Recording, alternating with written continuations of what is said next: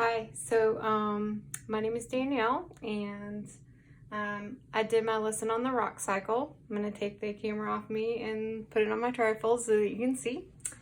So I've got, it is the 4th grade, just standard 3 for the earth science, and basically it's where they learn about the 3 different types of rocks and the rock cycle, so how those 3 different types of rocks come to be. So I'll put a little information on there about that in the middle. And then you've got even more. So you got the diagram of the rock cycle. You've got a description of the 3 different types. There's another more kind of in-depth diagram of it. And so once they learn about the 3 different types of rocks in the rock cycle, the initial assignment, and I kind of found this actually off of the Colorado website, Colorado Department of Education website. They had a lesson plan that was kind of an older one for 2014 for 3rd grade. So I think they've changed it. It is now like in the 4th grade curriculum. But so some of the activities they had were diagrams, and they were just basic, where you had a word bank, and then you had to, fill in the missing blank there. And then they also had like a reading description one where it asks you some questions, and then you have to, answer those questions, and they all come from the reading there, and it's based off of the material that you would be taught in the lesson. So the 3 different students that I picked, I came up with one who would have an intellectual disability, and my student, he is Shane, and he's considered to be in the mild intellectual disability category. I put that he has Down syndrome with some slight vision issues, but he functions really well in class. He has a lot of interest in science, and he loves hands-on activities. It helps him understand things better when he can feel things. So the activity or adaptation to this lesson, as opposed to just filling in the blank in the word banks and that, there's actually a really cool activity I found where you make the different types of rocks. So you've got your sedimentary rock, metamorphic rock, and igneous rock out of starbursts. And it's a really cool activity, and I feel like it would be something fun for almost all the students to do, really. But you can feel the difference as you're making it. So it gives you that, if you can't really see very well, you can still kind of feel what the different rocks would feel like, but you're actually making it too. And it's just 3, so I think that would be a really cool activity and adaptation to just labeling pictures for someone with an intellectual disability. I think you can use that for a few different things too. And then next I've got the autism spectrum disorder. And with this one, I've got Andrew, and he's on the spectrum, but he's very high functioning. He's very, very, very interested in science and all things earth science related.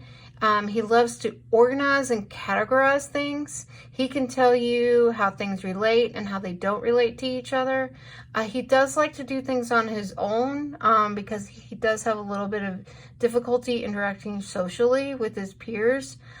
He reads really well though, and understands directions also. So for the adaptation for this one, I do have him where he's labeling a picture of the rock cycle, and I would use the same one that I'm going to use for the specific learning disability. However, I added something to his, and it is the Venn diagram, because it has where you can categorize things and put them, how things relate to each other, and then the things that are separate for each of the 3 different types of rocks. And I just thought that would be something that, you know, he would be interested in and would like to tell you about how they are alike and not alike. And then for my third one, I've got this specific learning into learning disability, sorry. And I've got Sarah has executive functioning disorder. So it affects her planning, organization, strategizing, attention to details, and managing time and space. So for the adaptation to this one, I actually had where you have an actual diagram and it is you're labeling it, but instead of the word bank where you have to pick the words and put them in there, I have one where it's already labeled and colored, and then the exact same one where it is a fill in the blank, but for in this respect she can use the same one to fill it in, and it'll help her see some organization as to like the whole cycle, since it is a cycle for the rocks to go from one to the other. I think that this will actually help her with her organization skills better than answering questions out of her reading, because maybe she can do that, but this is something that I feel like seeing it and then doing it and then even coloring it in afterwards, it'll help her know what goes in what order. So I feel like this is something that can actually help her along and isn't just something that's, you know, easier for her to do. I think it's something that is going to challenge her a little bit, actually, a little bit more than the reading, since that's something that she needs to work on. So I hope that you like my little example here, and you know, all of the stuff on there, aside from the 3 students adaptations to it, it's basically to just, you know, letting you know what they would be learning about the big 3 different types of rocks. Some little helpful hints in there, because I think that some of these things would go in that Venn diagram, you know, what each one is, even examples of, you know, helpful hints. What's the rock? You know, limestone and sandstone would be the sedimentary. You know, igneous is those crystals with air bubbles. So you've got your basalt and obsidian, and metamorphic is going to be, you know, shiny ribbon-like layers with bubbles. So it's, you know, your marble. I just think that, you know, little details like that when you're going over in the lesson might be something that would go on that Venn diagram.